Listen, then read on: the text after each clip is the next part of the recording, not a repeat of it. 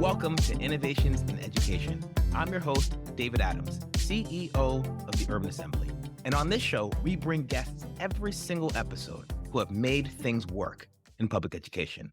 This show is about the innovators. This show is about the folks who are solving problems. This show is about making things work in education.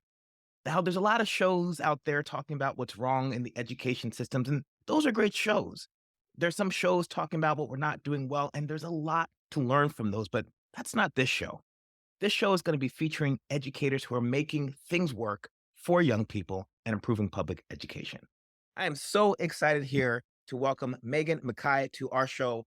Meghan, you've been obsessed with fostering thriving school communities ever since your first teaching job 30 years ago. Your experiencing starting, managing, and leading school systems led you to found Leverage Ed to connect leaders with each other and their superpowers and collectively create a new space in the education sector.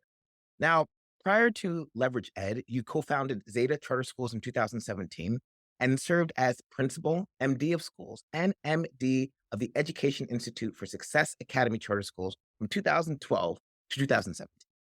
Previous to that, you taught 7th to 12th grade language arts. You developed educational software, student information systems. You wrote curricula, consulted on instructional design, and helped found charter schools in Boston, Trenton, and the Bronx. You received your BA in art history from Stanford University and an MA in education from the University of San Francisco. You are currently a doctoral student at NYU's Steinhardt School of Culture, Education, Human Development, and Leadership and Innovation, and an emerging educational policy scholar at the Thomas B. Fordham Institute. Meghan, you serve on the Mott Haven Academy Charter Schools Board and on the advisory councils for the Stanford Graduate School of Education, as well as the Harvard Graduate School of Education. And I am so happy to have you on our show today. Welcome, Meghan Mackay, to Innovations in Education with David Adams. Thank you so much, David. Great to be here. So, Meghan, as I'm reading your bio back to you and getting a sense of all the things that you've accomplished in the world, how about you tell me your educational story? Why education? Out of all the things that you could have put your talents towards, what made you focus on education as a place to put your energies? So when I was in college, I volunteered to teach PE at an elementary school, was a big sister through Big Brothers, Big Sisters. I worked in a preschool, did a study through a local art gallery focused on talking to kids about art. And I was a camp counselor. So I love being with kids. So I decided to become a teacher. It wasn't that hard a path to see myself being on. So my first job was at a school that was an alternative for kids who had trouble in the public school system. I was 21 and I was really idealistic. I thought I was going to go change the world. And I knew that children should have access to really good education. And the concertina wire that surrounded the school on top of the fencing should have been my first clue that this was not going to go the way that I thought it was going to go. I like to think about the soundtrack of the school. And in some schools, there's this steady hum of thinking and people doing things out loud and kind of narrating what they're doing, piecing things together. And in other schools, you hear a lot of teacher talk without a lot of engagement from kids. Well, the first school I worked in was a cacophony. It was really a lot of yelling, and it wasn't a good place for kids. Turns out it wasn't a good place for adults either. And even though I was young and I didn't know much, I did know it was not a good place for kids and that they deserved much better than what they were getting. So I went back to school, learned a little bit more, taught in other schools so I could learn how to undo what that first school experience was for me and for the kids especially. And I was determined to do something about it. So first through teaching and then through leading schools and then founding schools myself. So that's sort of the path. So, first of all, I was also a camp counselor, and I was a camp counselor at Camp Spirits Elderbar in Pennsylvania. It was a YMCA camp, and that was a great experience. I remember I called my mom and dad after my first cabin. I called them up and I said, "Thank you for all that you did for me as a child raising me." And they're like, "What are you talking about?" I'm like, "Well, I didn't realize how challenging kids were until I had to be a counselor and lead them." And they thought that was funny. So, Big Brother, that was me. Camp counselor, that was me. We got a lot in common. A lot in common. And I think you probably agree with me that school should feel a lot more like camp. Mm. I do. One of our principals, Ingrid Chung, over at the Applied Math and Science School in the Bronx, she actually targets camp counselors for her teachers. That's the energy she wants to bring, and she recruits specifically from that background. So, 21-year-old Megan walks into the space, and you know that it's not doing what it can.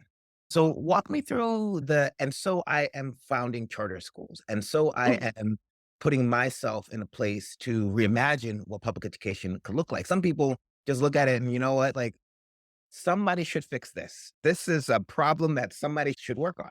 Why you? I have a mantra that I live my life by, and it's really about people and purpose. And I think that if you surround yourself with good people who want to make things happen, things happen. And I think that really agreeing on what is the purpose of us here on this planet. And I actually feel like that school setting, even though it was a sort of terrible experience, at the same time, like it really drove me to do what I do. And so while I was teaching at a school in Boston, I was teaching at a high school. And one of my husband's business school classmates, she said to me, "You're a teacher, right? Do you want to help me? I'm going to go start a charter school." And I said, "Well, what's that?" And she said, "I don't know. We're going to figure it out."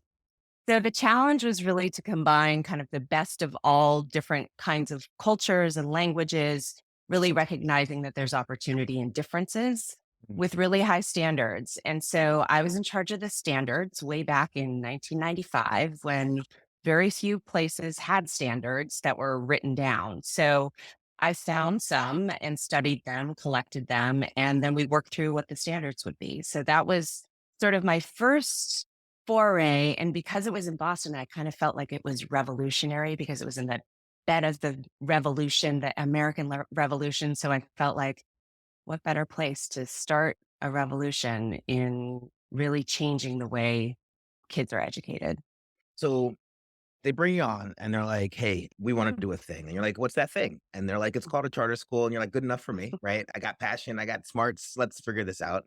And this is the standards-based movement at the time, as you were talking about, right? Like we are teaching to create an outcome that is relatively predictable. And while the inputs vary, the outcome should be stable. And then you find these standards. Keep going with me. Like you're in the school, you're opening it up. What do you learn about education? What do you learn about kids? What do you learn about the teaching and learning process as you are Yeah. working on this revolution? Well, so I sort of took, what little I had been teaching for about 5 years at that point in middle schools and high schools. And I felt like I had dipped my toe in, but I hadn't fully committed to, what can we do that's different? I was typically, it was kind of shut your door, shut your mouth, and we'll see you in June and let's see how it goes. But I think being able to create something that was really nothing before was really exciting to me. I like to think of myself as a creative person. And so I just feel like that amount of flexibility and autonomy to do what we thought was going to be best for kids was really exciting. And so I would say that took me to, you know, fast forward another 10 years, I helped start another school in Trenton, New Jersey. And my job was to design the middle school and high school reading and writing program. And essentially I had this idea about writing across the curriculum. It shouldn't just be in your literature and your writing classes. That's where you're doing your writings. I later became the board chair there.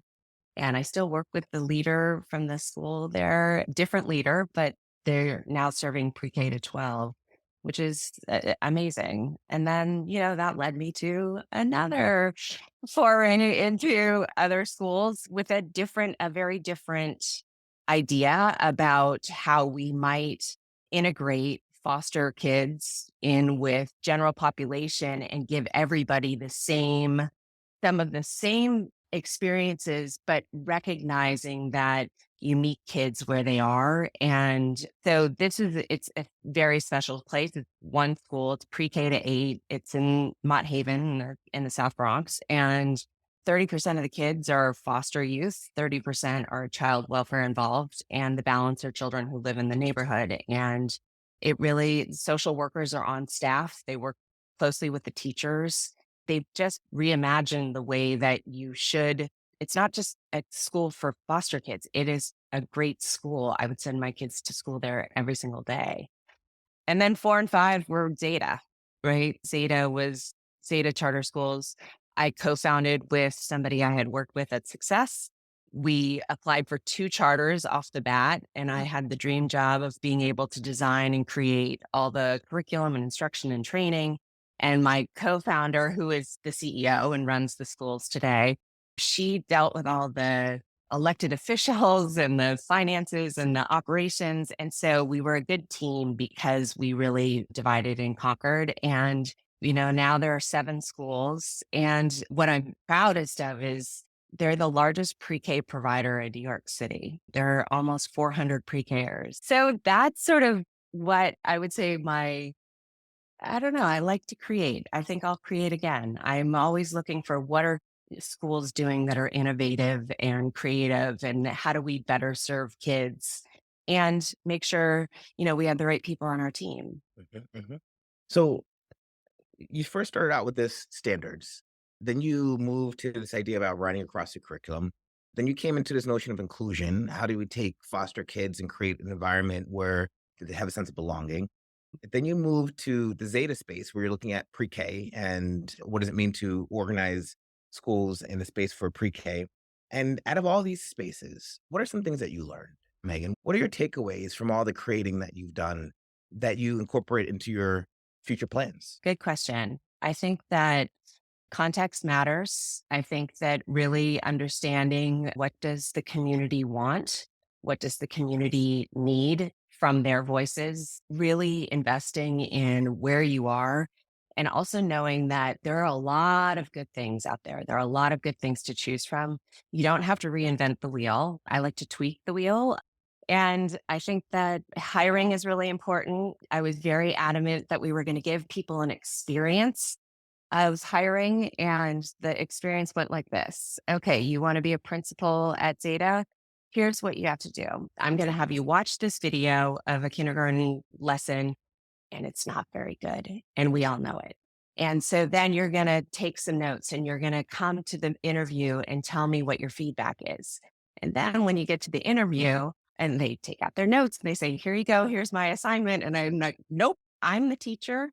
You're the principal. Give me some feedback. The whole point was to get people to understand like feedback is kind, feedback should be welcomed, feedback should be normalized because we're all trying to get better all the time. And by the way, you as a leader will get constant feedback because you have so many people who are coming to you. And Wait, so, wait, wait, Megan, let's take a second on that. yeah, yeah, yeah, yeah. Leaders get feedback. Oh, yeah. And regardless if you want it, regardless if you're in a mood for it, somebody's going to come back up to you and tell you how you're doing. You know it. You live it, right? Am I right? We all do. With Yeah, that, we all do. we all do.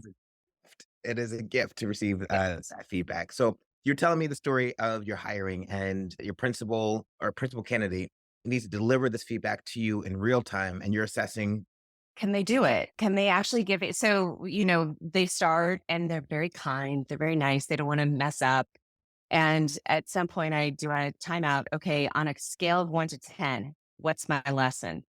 And they're like, oh, it's a 3. And I said, well, right now, I feel like it's an 8. I just need to tweak a few things and then I'll be good. Right. Mhm. And then they look at me like, oh, no, that's not that. I'm not doing it. And I was like, okay, great. I'll give you 10 minutes to redo your feedback and then we'll try it again. And so I think one of the things that was important to us when we were hiring people was that people felt like they went away learning more about what we value and deciding, is that a match for me? Mm. Because not everybody likes that sort of more intensive back and forth, but I think it just makes us better. I think it makes us stronger. And I think that, a lot of places are afraid of it. And I just feel like when you get a taste of it, then everybody's like, come into my room, tell me what I'm doing wrong, right? Help me do this thing, help coach me around this thing, because I'm not getting it. And I think that people start to ask for it versus trying to avoid it. So, So before we get to our next idea, I want to really land on this. In your philosophy, around principal hiring and leadership, this single quality that you really emphasize the most is the quality of feedback that the principal could give. Now, some people are focused on charisma. Some people are focused on, I mean, sometimes fundraising is a big deal in terms of executive director. There may be folks looking at operations in terms of how well can a principal organize systems and structures in a school. There's a lot of things you could look at. But for Mhm. you, it was how well and how concisely and clearly can a principal give feedback to improve instructional practices? Yeah. I think that was a big part of it. I think it's also you run around like a crazy person when you're the leader of a school and you don't have a lot of time. So if we were going to have an hour long conversation about a 15-minute lesson that you were doing, it's just not efficient and it's not going to cut to like exactly what needs to happen next. And I'm not saying I always knew exactly what needed to happen next, but I wanted to get people to think on their feet Mhm. fast.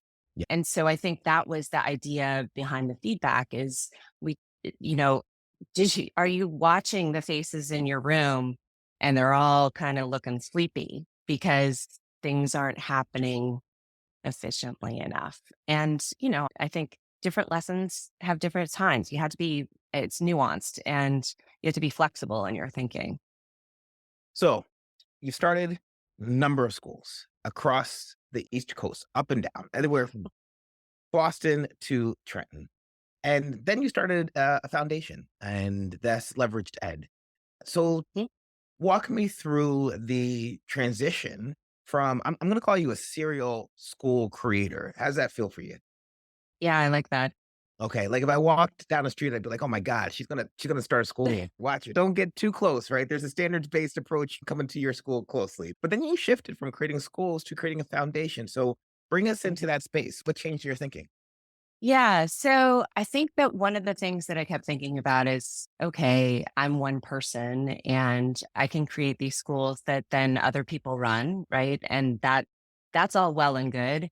But what if I could make an impact around making sure that I had more leaders that I had access to that were running different types of schools and I got to go see all of them, which I'm coming to you soon. We're on the calendar. But I love going to schools because I think that you learn a lot about like, huh, could that work in my context? Maybe if we just tweak these things or if we adapt these things. So I just kept thinking about bigger impact. And Mhm. so Leverage Ed is an operating foundation. And so we're not a grant giving organization. We are an operating foundation. So think of it as like a library or a museum, right? We have public service is part of the game. And so we run programs for leaders really to help sustain them in their roles. And so I think that a lot of times it's lonely as a leader. You hope you get the feedback you need, but sometimes you don't. And I think that having a group of people who might not ever have met before Mm. because they're in different states, because they're in different situations, having another thought partner who feels that same sense of, oh, there's so much to do. I wanted to do something and I didn't get to do it. Like, how frustrating is that? And can you share that with other people who can help you think through, like, well, how could you solve your problem? Like, Mm. help me solve my problem. Mhm. And so we do a lot of very strategic partnering of people. Once people are members of the collective, which is what we call it, it's because they're collective ideas. They're not just my ideas or my team's ideas, it's everybody's ideas. We have everybody go through a battery of self assessments. And so we match make who's in the cohorts together so that they'll be good thought partners to each other. And I really think that what we have found is when people say, I found my people, Mm. that makes me really happy because I feel like that was the whole point is that I think that, when you work in a big network of schools and there are lots of principals or lots of leaders, you have somebody to call. But if you work in a single school and you're not really close to the school next to you it's very hard to find somebody who knows exactly what you're going through sitting in that seat. So that was sort of the idea. And then, we just keep thinking about like, okay, well, what's next? Beyond cohorts, we've developed a few online courses that then we'll do cohorts around. But I have this dream. Mm, So this is my dream for the next year. We're going to go on a Ms. Frizzle school bus tour, the magic school bus. of And course. we're going to find out all the good stuff that people are doing in schools, discuss it again in cohorts, ask lots of questions, decide what could be done in what environments, and adapt what we're experiencing in different contexts. Maybe we build schools, maybe we reinvent parts of schools, maybe we, I don't know, move to the moon and develop a school there. I don't know. I don't know what the future holds, but I do think that if we work together, there's really nothing to stop us. Particularly if we reach across sectors, because I think there's so much promise in coordinating our musings about what the future might be and then how do we build it together. So your schools, David, are a good example of lots of different models that all have connection to each other, but they're very different from each other. And Mhm, you can all learn from each other because you're part of this network. mhm, So we're trying to do that with leaders. And at this point, we work with over 100 leaders from 25 states across the mhm. country. So we'll get to 50 someday. When you were talking, the first thing I thought to myself is particularly that notion of network problem solving. I was like, hey, those sound like urban assembly principles, right? Like, one of the things I think that UA principals have is each other. I like to think I wake up in the morning and I'm like, I'm the CEO of Urban Assembly. I feel like I'm doing a really important job. And when I go to my principals, I'm like, give me some feedback. They're like, Dave, the most important thing as we like you, you're doing a good job out there, but really is each other, right? The ability to reduce that sense of stress, reduce that sense of loneliness, that you don't have to recreate the wheels in some of these solutions. And time again, I hear our principals name each other as the biggest source of support and companionship in what we do at the Urban Assembly and innovation. Yep. Yep. I agree. I think that, it helps us be a little bit more nimble. I think it helps us adapt to the pace of change. The pace of change is crazy, and there's such a massive amount of information that you could take it all in and hoard your information, or you could share it, right? Or you could share it and say, hey, I have this idea. I don't know if it's going to work. Can you help me work through the idea with me? Maybe, come walk my schools with me. I just feel like there's a lot that we can do collectively when we agree on this is a non negotiable around kids getting a really great experience in schools. So then what does that mean for us as the adult? We have to constantly be thinking about what's next? What's the next step after this? Because if kids can do what you're giving them, it's not hard enough, right? It's not challenging enough. And kids like a challenge. So, like, let's give them really worthy challenges. Oh, we all like a challenge. I was in Denver and I saw Ron Berger, who was one of my first or second guests. And when you just talked about this notion of a worthy challenge, that is a very Ron Bergery kind of conceptualization, right? Like, let's have tasks that are worthy of the young people that are in front of us. And I wanted to just call him out and elevate that connection around being worthy of our young people in terms of the learning experiences we plan for them. Yeah, I think, that we have to remember everybody has humanity, right? And we do thrive when we're right size challenged. And some of that is trying to figure out, like, well, what is the right size? Some things might end up being so overwhelming and it's too big a challenge, but maybe you just need to add more people into the mix who have different strengths in order to make that challenge. Actually, you can turn it into something else, right? You can Mhm. reinvent it. So, Mhm, mhm. yeah. I want to come back to what you had talked about around tweaking solutions and how do we generalize solutions. In the beginning of our talk, you said you don't like to recreate the wheel, you just like to tweak what's happening. I think in education, we're struggling to recreate the wheel and to learn from other contexts, Mhm. solutions that are applicable. And I want to offer an idea the way we focus on scaling generalizable problems and creating solutions for them for the education sector. So I want to turn this back to you in terms of your philosophy around learning and then in placing that learning into different contexts and ways that solve problems in the education sector? So I would say our theory of action at Leverage Ed is that if we support leaders by connecting them to each other, so other smart people in the room, right, with access to ongoing high quality professional development, we are really specific about it being facilitated so that it's not just read this thing and then discuss, but that there is a really more rigorous way of affecting the whole, right? That people will be more likely to sustain their careers. I think that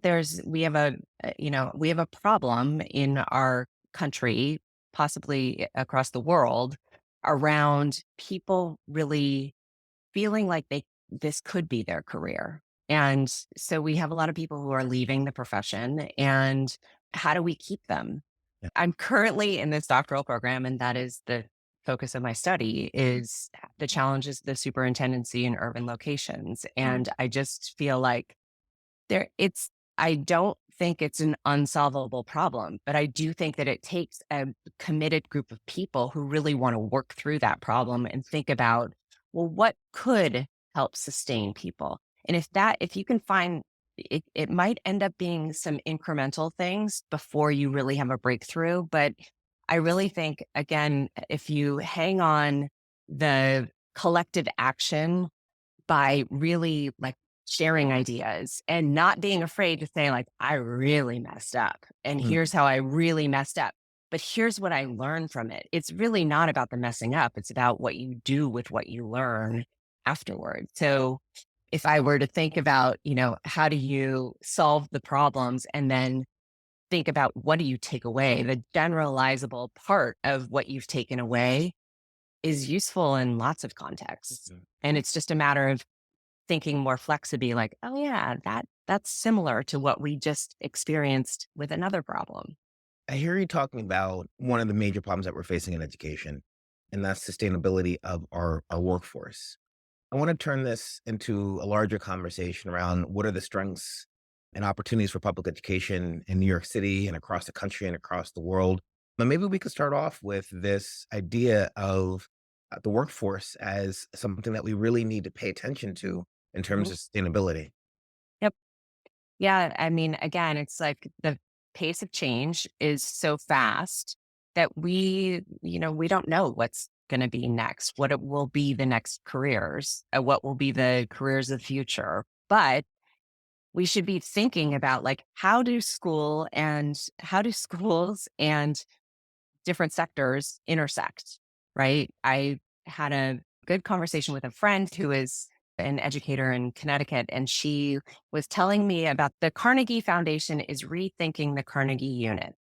Yeah. And I thought, okay, well, let's go. Cause it's been a long time since we've had this, notion that we go to school we have the whole summer off and we go to school for 9 months of the year, 160 days. And then we have teenagers who we know do not like to get up early. I have Mm, 4 of them and I know that they do not like to get up early. And so I think, like, why are we going to school starting at 8 AM? That mm, doesn't make why do we what's the seat time in each of these different courses? Well, turns out, like, if you bring industry in and you think about, like, what is happening right now, there are a lot of things that kids should be able to do by reaching across sectors. I love models where kids have internships while they're still in school. I think it just helps people to think like, how do you have a job? What does it mean to be an employee at an organization and study at the same time? And the study complements what you're doing. I think it helps connect the dots. And by the way, I think we'll be more future ready if we give kids again the worthy challenges that they might not know how to do yet, but maybe, putting together a motor on a car is actually something that will help them figure out something in math that they hadn't thought about before because they're just thinking in a different way. So I don't have all the solutions, but I do think about there are lots of different ways that you could solve problems. And I think one of them is hands on. yeah. I heard you talk about the pace of change. I heard you talk about sectors of innovation and how to intersect them with public education. And as you're talking about this, I imagine in the past you were like, oh, our teaching was go and close your door. And feedback wasn't really a thing. And people just like, as long as students are not dying, we're good to go. And I want to expand that analogy because I feel like your vision of public education feels similarly opening insofar as education has had a struggle, I would argue, with taking input outside of their own feedback loop, right? So you go to elementary school and it's informed by middle school standards. You go to middle school, it's informed by high school standards. You go to high school, they're informed mostly by college entrance standards, right? And then Mhm. the industry kind of came in and was like, I think we have a stake in this. Recently, we're returning more to civic development, right? Society Yep. has said, I think we have a stake in this. But we've been struggling, I think, to shift as education because we are almost always informed by the standards of the next educational unit, as opposed to being informed by the standards of what we're trying to accomplish for our students in the world. Yep. Yeah. And we have the enormity of the problem is that we have a lot of school children across the country, right? So, Yeah. but the notion of like having incubators for really great ideas, I think is really exciting. You know, another dream is have a lab school where really it's a laboratory for ideas. Real kids go to school there and lots of people come visit and figure out and ask a lot of questions, sit with kids, ask them to like, tell me what you're doing. Tell me how Mhm. you're thinking about that. How are you solving that problem? But I think that it does take other sectors to inform what is the future of what your jobs are going to look like. And how do we make sure kids are prepared for that? Not for a specific job, I would say, more for the habits of thinking and more for the ways in which they solve problems, more for how do they collaborate? How do they get to better ideas faster? And so this notion of, doing sprints around like, let's build this or let's think about this theory and let's see if we can make it practical, Mhm. right? I think that part of it is exciting. I know I'm speaking like at a level that's not super concrete, but I don't know what it is yet. So I don't know that I can think of how concrete it needs to be. It's a conversation about innovation, right? And there's a reason why coastal spaces tend to have more ideas than non-coastal places, right? And it's the exchange of people, this exchange of ideas and this exchange of perspectives and experiences. And I got to go back to that notion of a closed system in the education space. Again, I think the UA spent some time thinking about industry partners and how do we invite industry partners to invest in public education through themed schools and work-based learning opportunities? And then how do we then take our young people and then invest them back into the world, right? You talked, Megan, Mhm. about habits of mind. There was a time where I asked a group of folks in Arkansas, a group of school leaders, and I asked them, when was the first time where you really felt a sense of responsibility or stress or pressure to perform? Where if you failed, it would really have an impact on yourselves and others. And almost everybody said my first job. And then a number of people said my first restaurant job. They're just like, that was intense. It was like 17, 18, right? And it's just that idea, like productive struggle, but also in a context of collaboration and also in the context of like relevant learning.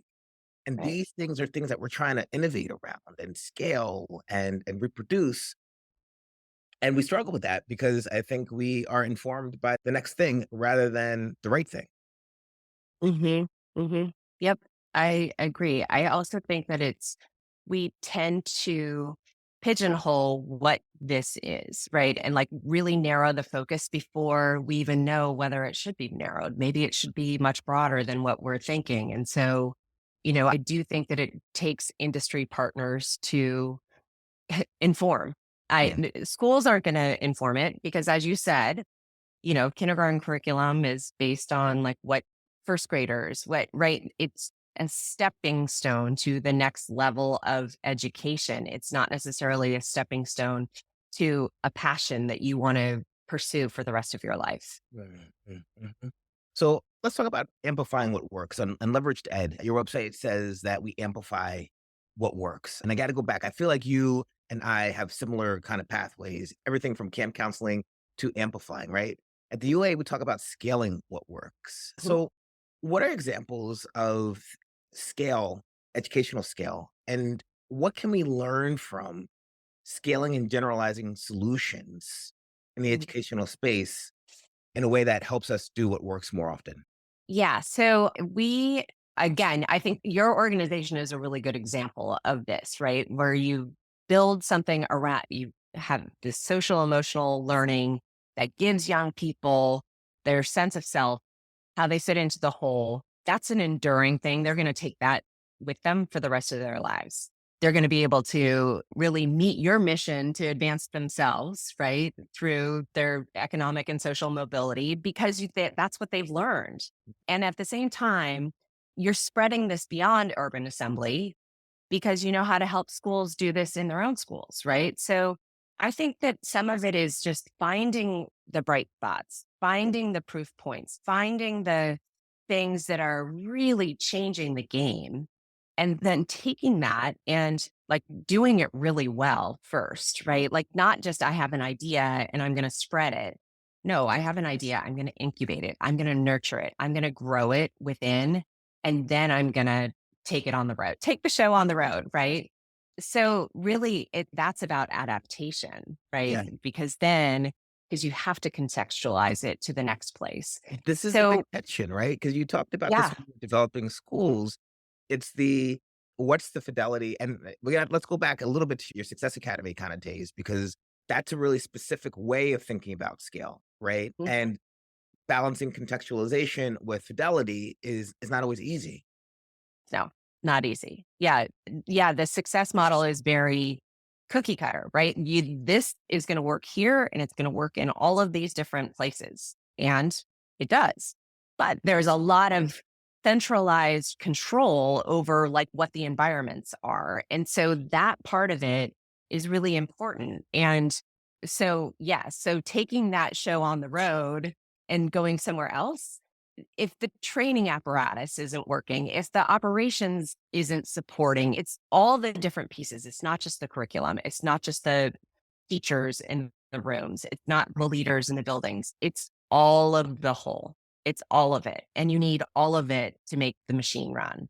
So I like to think about like we've done a bunch of codification projects, which Yeah. have been really fun. We like to call the meetings you talk, I type.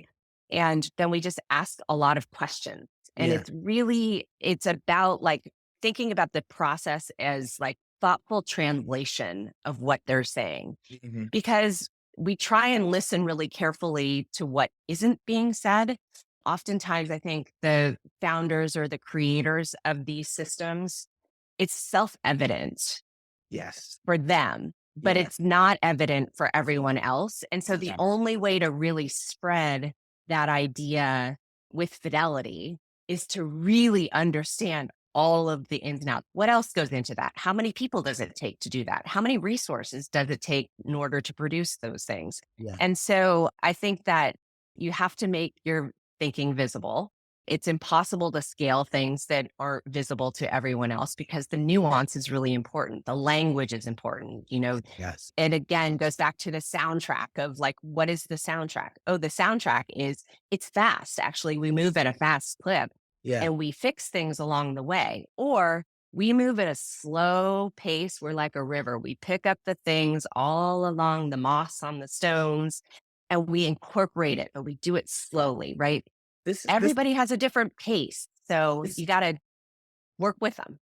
this is reminding me of the difference between the training of special educators and other educators. And my father would say the best coach was the middling player. Like your really talented players are usually really bad coaches because they're just like, you aim at the basket and it just goes in, right? Like you just run real fast, right?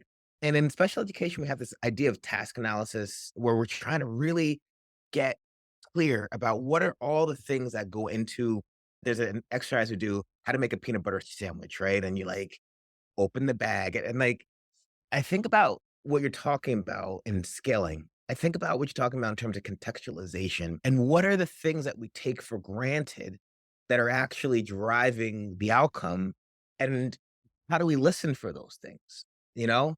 And then how do we Yeah. codify them? Because these are things I think that are hard. And when you're doing it, you're like, Yeah, so the students go from here to here, but like, well, why? Like, why do they go from here? Like, Yeah. how did And the system how? get How do ordered? they go from here to there, right? Yeah, Do they yeah. waltz? Do they hold hands? Do they stand in silent lines? All of those little things matter. That's all part of the ecosystem of what we're doing in schools. And if you really want somebody to succeed, then you have to be really explicit about what it means to succeed in that context. And some of that is generalizable. It's probably 80% of things that people do in schools is probably pretty similar. But the 20% is what makes that school that school. Mhm, mhm, So you have to really, again, listen for what is the tone of the school? What do the walls say about the school? What do they value? And do you share those values? Because taking what that is and putting it in your context, if you have different values, it's going to flop unless you actually really understand these things have to change in order for it to work. We were working with one school around codifying a more equitable pipeline to leadership. mhm. And so they weren't expecting that we were just going to hand them here's how you do it. Here's the playbook. And I was like, I can't do that. You have to tell me all about your mission, vision, values. All of the things have to align. Your language has to align. Don't just take something off the shelf and plunk it in there and say, those are your goals.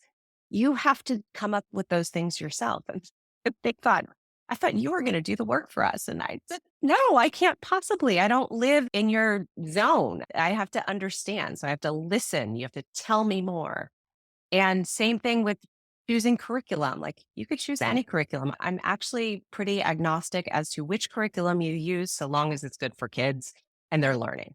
Mhm. But again, if it doesn't go with your mission, vision, values, if it doesn't align, it's not going to make sense in your Mhm. context. This comes from the diffusion of innovations concept with compatibility. Like, how to create compatibility with a idea, innovation, and a new idea, right? And your existing values. And this is a thing that is hard, right? Because you're saying, and we've seen this, that it takes time to merge what you believe with what you're trying to accomplish in the new thing. And most folks don't even know what they believe. They don't actually have a sense of their mission and values. I mean, they have an idea, it's written somewhere, but like, what do I believe? What are my values? How do I approach education? And Mhm. I'm really resonant with what you're talking about because that scaling space often fails so often because we don't do enough of this compatibility work.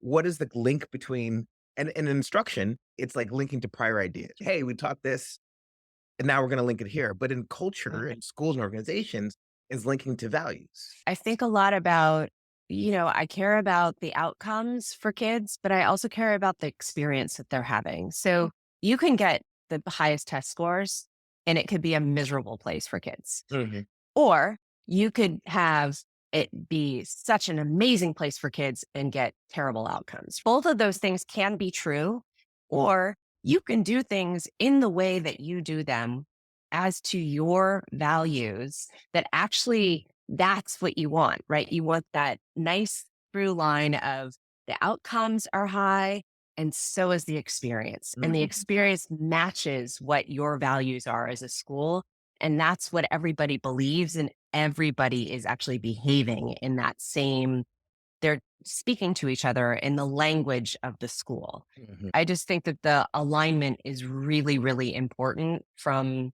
the children all the way through the adults to the parents to the community. It's that web of like you touch one thing that's a hot button and it ripples Yeah. everywhere, right? If it Yeah. goes against your values. There's another thing that you said, and I wanna raise this up as well. There's an idea that, in fact, nothing is generalizable. Everything is context specific. And I disagree, and I think you disagree, because I heard about an 80-20% Yeah. split from you, right? That 80%, it's like relationships. Every relationship is unique, but in fact, people have studied relationships, and there's like 5 problems in relationships, right? Like, and they're consistent across many relationships. It's just about how we interact with those problems in different spaces. And I just want us to spend a little bit of time on this because there is an idea that everybody is unique. Every organization is unique. That you could not possibly take a solution and generalize it or abstract it enough to make sense in different contexts. But I don't think that's the case. I think that there are certain things that work. So I want to throw that to you, Megan. Hit me up with your Yes. ideas on this. Oh, yeah. There are definitely things that work. You think about, okay, kindergartners at lunch or teenagers at lunch. Those things are very different. They look very different from each other.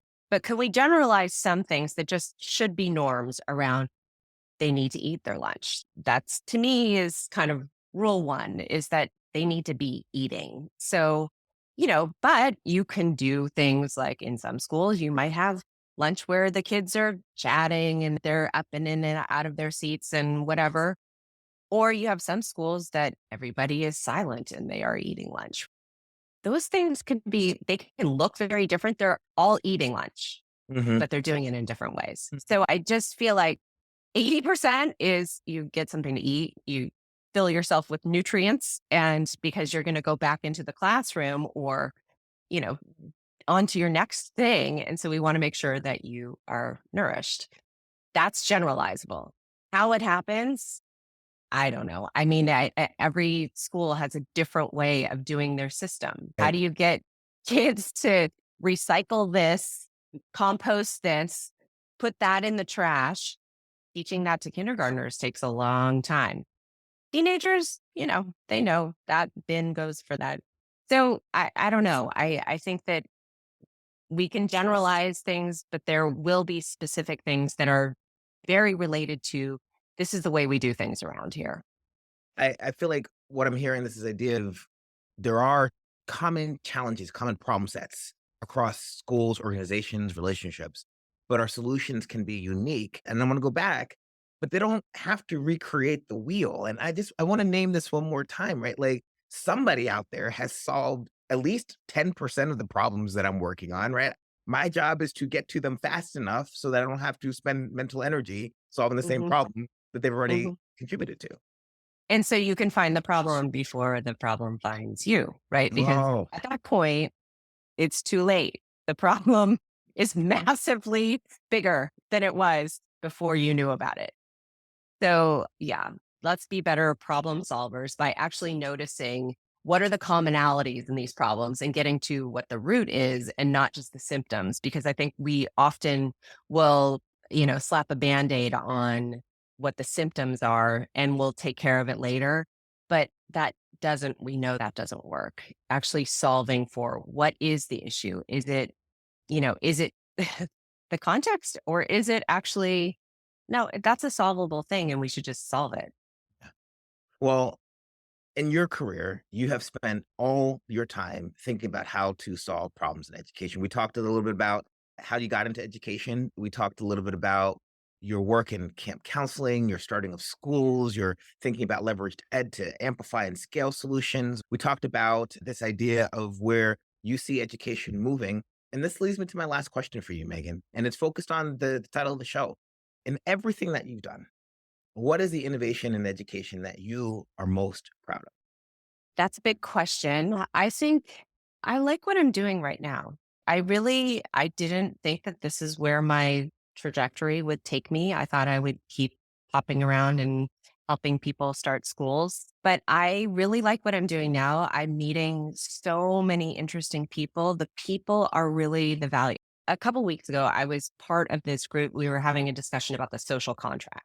Mhm. And we were all going around and talking about like our organizations and what we do. And somebody stopped me and he said, but you do everything pro bono, like you give it away, then where's the value? Mm. And I said, the value is in the people. In Mhm. fact, in this room right now, this is parallel to what I get to do every day. And I do think that the thing that is maybe innovative about what I'm doing is I want to make sure that leaders have access to high quality professional development to each other Mhm. to really like help them connect with each other because it turns out these problems they're pervasive. But guess what? If you have a whole bunch of committed smart people in the same space, they can solve those problems and they can solve them with each other. And so I just feel like we're a nonprofit, we're an operating foundation. sort of this hybrid mix. And so oftentimes people are like, I don't get what you do. And I said, I like to think about it as like, we have this dial tone of ongoing professional development that's always available. We are very intentional about building relationships within the group of people that we work with. And everybody has to apply and everybody has to interview. And that's very intentional because the quality of the people is the value. Mm. And so let's make sure we got quality people at the table because they're there for themselves to make sure that they're constantly kind of thinking about like, how do I grow and sustain what I'm doing? And they're there for each other because they're good thought partners. They understand what it is to walk in those shoes. Mm. Well, Meghan, thank you for all that you've done in public education. And thank you for appearing on our show here, Innovations in Educations with David Adams. And I look forward to looking at all the wonderful things that come out of Leveraged Ed Foundation in the future. Thank you so much, David. It's a pleasure. Thanks for listening to our latest episode of Innovations in Education, where we bring education leaders who have made things work in the education sector. If you like this episode, please subscribe so that you can hear more great content around innovations in education. I've been your host, David Adams, and have a great day.